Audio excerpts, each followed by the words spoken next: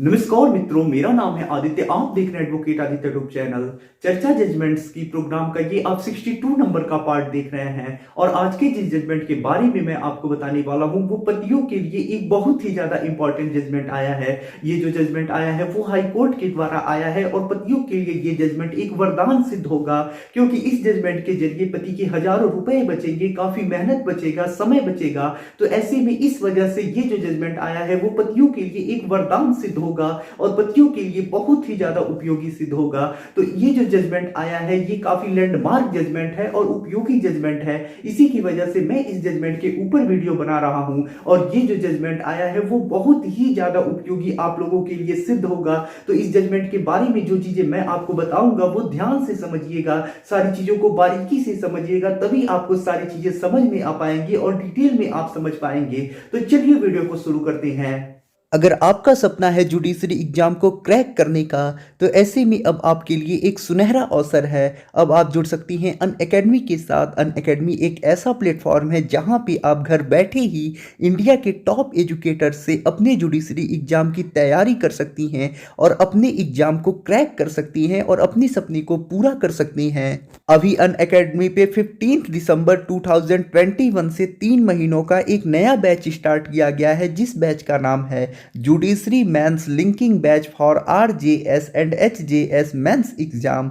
इस बैच में आपको Surya Prakash Sharma sir, Shivani Solanki ma'am, Tansukh Paliwal sir, Faizan Khan sir आपके एजुकेटर होंगे। ये जो आपके एजुकेटर होंगे वो इंडिया के टॉप एजुकेटर्स में से आती हैं और ये आपको जो एजुकेटर हैं वो लॉ की नॉलेज देने के साथ ही साथ ऐसे टिप्स भी देंगे जिन टिप्स की मदद से आप अपनी तैयारी को बहुत आसानी से कर पाएंगे और अपने एग्जाम को क्रैक करके अपने सपने को बहुत आसानी से पूरा कर पाएंगे। और साथ ही साथ अनअकैडमी पे अभी बहुत सारे बैचेज रनिंग में चल रहे हैं जिन्हें आप अपनी स्क्रीन पे देख सकती हैं। ये जो सारे बैचेज हैं वो आपके जुडिशरी एग्जाम के लिए आपके लिए बहुत ज़्यादा उपयोगी सिद्ध होंगे और सारे बैचेज आपके लिए बहुत ही ज़्यादा इंपॉर्टेंट है। तो जितना जल्दी हो सके आप अनअकैडमी को ज्वाइन कर ले, इन सारे बैचेज को ज्वाइन कर ले। और यदि आप अनअकैडमी पे प्लस सब्सक्रिप्शन लेना चाहते हैं तो ऐसे में उसका जो चार्ज है आपको स्क्रीन पे दिखाई दे रहे होंगे। तो जितना जल्दी हो सके आप सब्सक्रिप्शन ले लें, क्योंकि ये भी बढ़ने वाले हैं। और यदि सब्सक्रिप्शन लेते समय आप ASRI10 प्रोमो कोड का यूज करते हैं तो आपको 10% डिस्काउंट भी मिलेगा। तो देखिए, जिस जजमेंट के बारे में मैं आपको बताने वाला था, जिसे मैं कह रहा था कि ये जो जजमेंट आया है पतियों के लिए एक वरदान सिद्ध होगा। इस जजमेंट के जरिए पति के हजारों रुपए बचेंगे, पति का समय बचेगा, पति का काफी मेहनत भी बच जाएगा। तो ये जो जजमेंट आया है वो सेक्शन 482 ऑफ सीआरपीसी यानी सीआरपीसी की धारा 482, जिसमें किसी भी FIR को केस को रद्द कराने के लिए जाया जाता है, उससे संबंधित है। और ये जो जजमेंट आया है वो बॉम्बे हाई कोर्ट के द्वारा आया है। ये उच्च न्यायालय का जजमेंट है, इस वजह से एक लैंडमार्क जजमेंट भी है। और ये जो जजमेंट आया है वो Siddhi Vinayak Umesh Virdhe versus the state of Maharashtra के केस में आया है। अब देखिए, इस जजमेंट के बारे में तो आप समझ चुके होंगे कि ये जजमेंट किस केस में आया है, किसके केस में आया है, कौन से हाई कोर्ट ने दिया है। अब इस जजमेंट के बारे में आगे बताने से पहले मैं आपको एक फैक्ट बताने वाला हूं, क्योंकि जब ये फैक्ट आप समझ जाएंगे, जान जाएंगे, तभी इस जजमेंट के बारे में और अच्छे से आप समझ पाएंगे। तो अब देखिए, होता ऐसा है कि सबसे पहले मान लीजिए पत्नी क्या करती है कि भारतीय दंड संहिता की धारा 498A में पति और पति के घर वालों के ऊपर केस दर्ज करा देती है। जब ये केस दर्ज हो जाता है, FIR दर्ज हो जाता है, उसके कुछ सालों तक ये केस चलता है। दोनों पक्ष परेशान होती हैं, दोनों पक्ष जब परेशान हो जाती हैं, मुकदमा लड़ लेती है, उसके बाद उन दोनों के मध्य समझौता होता है। अब इस समझौते में या तो ये बात बनती है कि जो पत्नी है वो पति के घर जाएगी, दोनों साथ रहेंगे, या फिर होता ये है कि जो पत्नी है एक मुश्त पैसा लेके या फिर बिना पैसा लिए ही डिवोर्स हो जाएगा, दोनों अलग अलग हो जाएंगे, अपना जीवन अलग अलग होके व्यतीत करने लगेंगे। तो समझौता के नाम पे यही होता है। और 99% जो भी मुकदमे होती हैं 498A के अंतर्गत, उसमें यही होता है कि लास्ट में जाके, अंतिम में जाके कुछ दिनों तक, कुछ सालों तक, कुछ वर्षों तक मुकदमा लड़ने के बाद उसमें समझौता हो ही जाता है। और ये बात मैं नहीं कह रहा हूं, सारी कोर्ट यही बात कहती हैं, सुप्रीम कोर्ट, हाई कोर्ट, जो भी लोअर कोर्ट है, सब यही बात कहती हैं। जो भी लॉ के विद्वान है वो भी यही कहती हैं कि 498A के मामलों में अंत में यही निष्कर्ष निकलता है कि इस मामले में सजा तो किसी को नहीं होती है, अगर अगर सजा भी हो जाती है तो अपील होता है, तो ऐसे में किसी को लंबी सजा नहीं हो पाती है, कोई जेल नहीं जा पाता है। अंत में जाते जाते या तो पति मर जाता है या पत्नी मर जाती है या फिर दोनों में समझौता हो जाता है। तो सबसे ज्यादा इस मामले में समझौते ही होती हैं और समझौता के जरिए ही ये मामले समाप्त होते हैं, क्योंकि ये मैट्रिमोनियल मामले होते हैं। तो अब देखिए, जब समझौता की बारी आ जाती है, पति पत्नी दोनों समझौता के लिए रेडी हो जाती हैं कई वर्षों तक मुकदमा लड़ने के बाद, उसके बाद होता ये है कि जब दोनों पक्ष समझौता के लिए रेडी होते हैं, समझौता की जो शर्तें हैं वो बना ली जाती हैं, ऐसे में जब समझौता करने वो कोर्ट में जाती है तब ये उन्हें पता चलता है कि अरे इस मामले में तो समझौता हो ही नहीं सकता, अगर हमें समझौता कराना है तो ऐसे में अब हमें हाई कोर्ट जाना पड़ेगा। तो सबसे ज्यादा जो मजबूरी होती है वो पति की होती है। पति ही चाह रहा होता है कि जल्दी से समझौता हो जाए, क्योंकि जो पति होता है वो तो वैसे ही पैसा दे रहा होता है और पत्नी पक्ष वाले साफ कह देते हैं कि जब अब हाई कोर्ट जाना पड़ेगा समझौता के लिए तो हम एक भी पैसा देने वाले नहीं है, हम कोई खर्च नहीं करेंगे। अगर पति को समझौता करना है तो ऐसे में वही हाई कोर्ट जाए, सारा खर्च उठाए।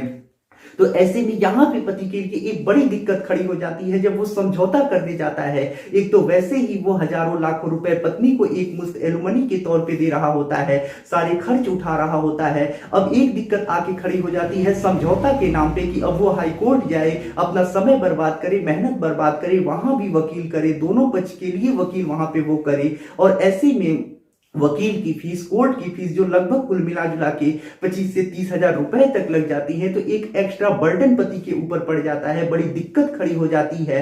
अगर यही समझौता यहीं से हो जाता, लोअर कोर्ट से हो जाता, तो ये दिक्कत फिर पति के लिए नहीं खड़ी होती। यहाँ पे अंत में जाके सारी चीजें समाप्त करने के बाद जाके पति को एक दिक्कत सामना करना पड़ता है कि अब उसे हाई कोर्ट जाना पड़ेगा, लंबी प्रक्रिया से होके गुजरना पड़ेगा। अगर दोनों पक्ष यहीं से समझौता कर लेते तो 2 से 4-5 दिनों में समझौता हो जाता, लेकिन अब हाई कोर्ट जाना पड़ेगा, वहां भी एक लंबी प्रक्रिया चलेगी, 3-4 महीनों का समय लग जाएगा। तो इसी को लेके ये जजमेंट आया है और ये जो समझौता हाई कोर्ट जाके करना पड़ता है, काफी परेशानी उठानी पड़ती है, पैसा खर्च करना पड़ता है। तो ये जजमेंट इसी को लेके आया है और बॉम्बे हाई कोर्ट ने इसी के लिए ये जजमेंट दिया है और यही इंपॉर्टेंट बात इस जजमेंट पे बोली है, जिससे कि जब आप समझौता करने जाती हैं, हजारों रुपए खर्च करती हैं, लंबा समय देती हैं, समझौता के नाम पे काफी मेहनत करनी पड़ती है, भाग दौड़ करनी पड़ती है, वो आपको ना करनी पड़े। ये सारी चीजें इस जजमेंट के आ जाने के बाद और ये नियम बन जाने के बाद, संशोधन हो जाने के बाद आपका मेहनत बच जाएगा, पैसा बच जाएगा, समय बच जाएगा। तो देखिए, इस मामले में हुआ कुछ ऐसा है कि पत्नी ने पति और पति के घर वालों के ऊपर केस दर्ज कराया है। कुछ दिनों तक मुकदमा लड़ने के बाद उनके मामले में भी यही होता है कि दोनों पक्ष कंप्रोमाइज कर लिए हैं, समझौता कर लिए हैं। उसके बाद दोनों पक्षों ने समझौता के लिए हाई कोर्ट में एप्लीकेशन लगाया है, तो वहां पे हाई कोर्ट ने उनके एप्लीकेशन को तो एक्सेप्ट कर लिया है। साथ ही साथ ये बात बोली है कि आजकल बहुत ज्यादा मामलों में ऐसे 498A के बहुत ज्यादा मामले आ रही हैं जहां पे समझौता के लिए रीट डाली जा रही है, हाई कोर्ट में एप्लीकेशन लगाए जा रही हैं। तो ऐसे में ये जो 498A का मामला है वो तो जो होता है नॉन कंपाउंडेबल होता है, यानी समझौता करने योग्य नहीं होता है। अगर इसमें समझौता करना है तो हाई कोर्ट से परमिशन लेना पड़ता है, हाई कोर्ट जाना पड़ता है, तो इस वजह से ये नॉन कंपाउंडेबल है। तो इसे कंपाउंडेबल कर देना चाहिए, यानी समझौता किए जाने योग्य कर दिया जाना चाहिए कि ऐसे मामलों में जो 498A का सिर्फ मामला चल रहा है उसमें समझौता करने के लिए हाई कोर्ट न जाना पड़े, वो लोअर कोर्ट से ही जहां से मुकदमा चल रहा है वहीं से समझौता हो जाए। तो हाई कोर्ट यहाँ पे यही इंपॉर्टेंट बात बोलती है कि सरकार को कानूनों में संशोधन करना चाहिए और 498A के केस को नॉन कंपाउंडेबल से कंपाउंडेबल में संशोधित कर देना चाहिए, जिससे कि जो पक्षकार हैं उन्हें दिक्कतों का सामना ना करना पड़े। और आंध्र प्रदेश में जो ये प्रदेश है, आंध्र प्रदेश हमारे भारत का, वहां पे ये नियम पहले से ही बन चुका है। 498A को वहां पहले से ही कंपाउंडेबल कर दिया गया है, यानी समझौता करने योग्य अपराध बना दिया गया है। अब देखिए, अगर ये चीज हो जाती है, कानून में संशोधन हो जाता है और हर प्रदेश में ये चीज हो जाती है, तो ऐसे में जब आपका 498A का मामला चल रहा होगा, FIR दर्ज हो चुका होगा, कुछ दिनों तक केस चला होगा, आपने जमानत कराई होगी, उसके बाद जब भी आपको समझौता करना होगा तो ऐसे में आपको उस समय ज्यादा दिक्कतों का सामना नहीं करना पड़ेगा। आप अगर समझौता के लिए तैयार हो जाएंगे, पत्नी तैयार हो जाएगी, तो 498A का मामला जब कंपाउंडेबल हो जाएगा तो ये लोअर कोर्ट से ही समाप्त हो जाएगा। तो ऐसे में 2-4 दिनों में ही ये समाप्त हो जाएगा, कम ही पैसे में समाप्त हो जाएगा। जहां आपके 25 से 30 हजार रुपए लगने थे, वहां 500 से 1000 रुपए में ही समाप्त हो जाएगा। और नॉन कंपाउंडेबल होने की वजह से हाई कोर्ट जाना पड़ रहा है, चक्कर लगाने पड़ रहे हैं हाई कोर्ट के, तो काफी समय बर्बाद हो रहा है। तो यही इंपॉर्टेंट बात बोली है और सरकार को इस कानून में संशोधन करने के लिए हाई कोर्ट ने बोला है। तो अगर ये चीज हो जाती है तो बहुत ज्यादा इंपॉर्टेंट चीज होगी। अब जब हाई कोर्ट ने ये बात बोल दी है तो ऐसे में ये संशोधन तो हो ही जाएगा, इसमें कोई दो राय नहीं। आने वाले जल्दी ही दिनों में, बहुत ही जल्दी इस संशोधन को हमें देखने को मिलेगा और इससे काफी बड़ी मुश्किल हल हो जाएगी। और जो पति का ही लास्ट में जाके बेवजह का ही एक और बर्डन पड़ जाता था, पैसे खर्च होते थे, समय बर्बाद होता था, बिना मतलब का भागा दौड़ी करना पड़ता था, वो सारी चीजें समाप्त हो जाएंगी।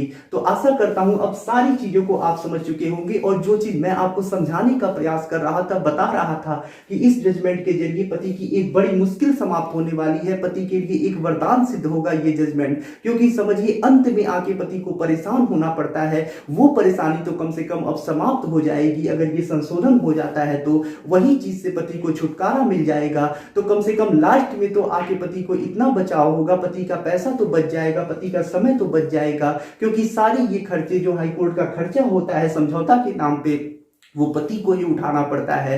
तो अब ये चीज समाप्त हो जाएगी अगर ये संशोधन हो जाता है तो आशा करता हूं सारी चीजों को आप समझ चुके होंगे। अब इसको लेके आपके मन में कोई कंफ्यूजन नहीं होगा और ये जजमेंट आप लोगों को काफी ज्यादा पसंद आया होगा और आप भी चाहेंगे कि ये संशोधन कर दिया जाए। जो हाईकोर्ट ने बात बोली है, सरकार उसे मान के और इस कानून में संशोधन कर दे। 498A के मामले को नॉन कंपाउंडेबल से संशोधन करके कंपाउंडेबल में परिवर्तित कर दे। तो आशा करता हूं ये सारी चीजें आप समझ चुके होंगे। अगर आपके मन में अब भी कोई कंफ्यूजन है या फिर आप किसी कानूनी समस्या से परेशान हैं और ऐसे में आप मुझसे फोन पे बात करके अपनी कानूनी समस्या का समाधान प्राप्त करना चाहते हैं, तो ऐसे में आप डिस्क्रिप्शन चेक करिए, वहां पे बताया गया है कि आप किस प्रकार से मुझसे फोन पे बात कर सकती हैं। अगर आपको वीडियो पसंद आया हो तो वीडियो को लाइक करें, अपने दोस्तों के साथ शेयर करें और यदि आप चैनल पे नए हैं तो चैनल को सब्सक्राइब करके बेल आइकन को दबाएं। मिलते हैं नए वीडियो के साथ अगले दिन, तब तक के लिए जय हिंद, जय भारत।